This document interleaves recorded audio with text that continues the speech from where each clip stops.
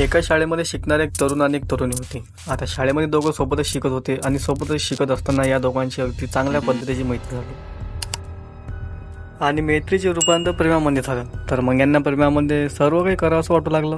पण हे दोघं होते हे अजून एवढे काही मोठे नव्हते. तो जो विद्यार्थी होता तो 12वीमध्ये शिकत होता आणि ती जी तरुणी होती ती 10वीमध्ये शिकत होती.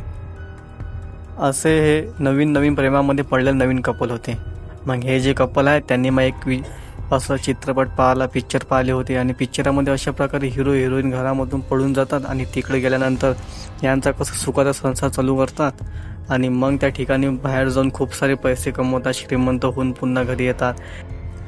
अशा पद्धतीचं पिक्चरामध्ये दाखवतात, पण त्या पद्धतीचं रिअल लाईफमध्ये तसं प्रत्यक्षात तसं काहीच घडत नाही. असंच या दोघांनाही सुद्धा ठरवलं.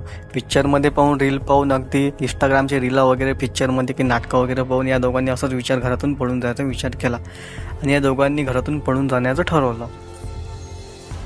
आता मग हे दोघेही ठरल्याप्रमाणे एक दिवस घरातून पळून जातात, रेल्वे स्टेशनवर जातात आणि एक रेल्वेमध्ये बसून ते अगदी त्याचं गाव आणि राज्य सोडून दुसऱ्या राज्यात जातात आणि तिकडे जाऊन सगळं काही करायचं ठरवतात. अगदी ट्रेनमध्ये बसल्यावर ते दोघं जण अगदी त्याच पद्धतीनं गप्पा मारतात असतात. मात्र जेव्हा ते एका रेल्वे स्टेशनवर पोहोचतात तिथं त्यांच्यासोबत घडतं एक धक्कादायक कृत्य आणि एक धक्कादायक प्रकार. नेमकं काय हे संपूर्ण प्रकरण, कुठं घडली ही घटना, हे अगदी आपण सविस्तरपणे जाणून घेऊ.